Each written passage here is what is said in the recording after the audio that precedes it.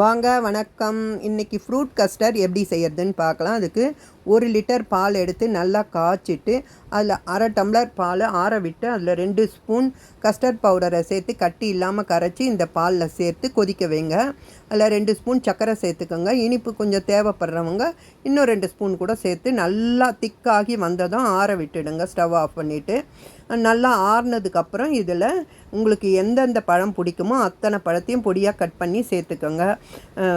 Apple, கொய்யா, வாழைப்பழம், செவ்வாழை, கருப்பு திராட்சை, பச்சை திராட்சை, மாதுளம்பழம், ஆரஞ்சு பழம், தர்பூசணி எல்லா பழமும் அதில் பொடியாக கட் பண்ணி சேர்த்துக்கிட்டு இப்போ இன்னும் ஜில்லுன்னு வச்சு குடிச்சிங்கன்னா இன்னும் சூப்பராக இருக்கும். இப்படியாகவும் குடிக்கலாம். இன்னும் சுவை கூடுதலாக இருக்கிறதுக்கு உலர்ந்த திராட்சை, பாதாம், பிஸ்தா, முந்திரி, பேரிச்சம்பழம் இதெல்லாம் பொடியாக கட் பண்ணி அதில் சேர்த்துக்கிட்டிங்கன்னா இன்னும் சுவை கூடுதலாக இருக்கும்.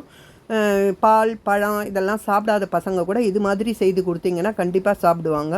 நீங்களும் உங்கள் வீட்டில் இதே மாதிரி செய்து பார்த்து எப்படி வந்ததுன்னு கமெண்ட்டில் சொல்லுங்கள். சப்ஸ்கிரைப் பண்ணுங்கள், லைக் பண்ணுங்கள், ஷேர் பண்ணுங்கள். தேங்க்ஸ் ஃபார் வாட்சிங்.